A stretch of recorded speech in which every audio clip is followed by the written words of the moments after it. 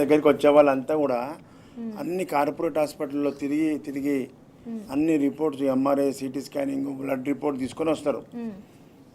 మేము ఎక్కువ పబ్లిక్ రాయం. అయితే వాళ్ళు తీసుకొచ్చినటువంటి రిపోర్ట్స్ ఆధారంగానే మేము డయాగ్నోస్ అవుతుంది. ఓకే, రిపోర్ట్స్ ప్రకారంగా డయాగ్నోస్ అయ్యంగానే మందులు ఇవ్వడానికి రాదు. హోమియోపతిలో అలోపతిలో డయాగ్నోస్ రాగానే వాళ్ళు పేషెంట్ మాట్లాడొద్దు అంటారు. డాక్టర్లు కూడా ఎక్కువ మాట్లాడరు.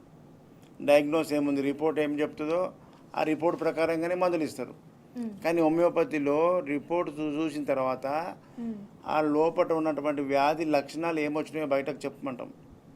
వాళ్ళు బాధలన్నీ ఆ సిమ్టమ్స్ అన్నీ చెప్తారు. ఇప్పుడు అమ్మాయికి టీబీ ఉందని చెప్పారు బయట కార్పొరేట్ హాస్పిటల్లో. టీబీ కొన్ని సంవత్సరాల పాటు వాడినట్టు ఆ దగ్గు తగ్గలేదు, ఆ జ్వరం తగ్గలేదు. మరి హోమియోపతికి రాగానే వితిన్ 1 మంత్లో మార్పు, 3 మంత్స్లో కంప్లీట్ తగ్గిపోయింది.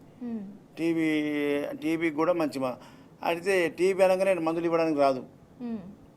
ఆ టీబీ లక్షణాలు ఏమున్నాయి అంటే దగ్గు వస్తుంది, రాత్రిపూట ఆయాసం వస్తుంది, పిల్లి కూతలు వస్తాయి, ఫీవర్ వస్తుంది అని చెప్తారు. ఆ సిమ్టమ్ మీద, ఆ టైం మీద, ఏ టైంకి వస్తుంది, ఈవినింగ్ టైం, ఆ టైం మీద, ఆ దగ్గు సిమ్టమ్స్ మీద డ్రై కాఫా, స్ఫుటం వస్తుందా అనేది అన్నీ డీటెయిల్గా తీసుకున్న తర్వాత దాన్ని డ్రగ్ కరెక్ట్ మ్యాచ్ అయిన మందు వేస్తే ఇమ్మీడియట్ రిజల్ట్ వస్తుంది. ఒక డయాగ్నోస్ మీదనే మందులు ఇవ్వడానికి రాదు హోమియోపతిలో. డయాగ్నోస్ అయిన తర్వాత మళ్ళా వ్యాధి యొక్క లక్షణాలు బయటకు వస్తాయి. ఏ వ్యాధి ఉన్నా సరే లోపల అది లక్షణాల రూపంలో బయటకు వస్తాయి. ఆ సిమ్టమ్స్ను తీసుకొని ఆ సిమ్టమ్స్కి మ్యాచ్ అయిన మందుని ఇవ్వాలి మేము హోమియోపతిలో. అప్పుడే అది మందు ఇమ్మీడియట్గా రిజల్ట్ కనిపిస్తుంది 24 అవర్స్లో.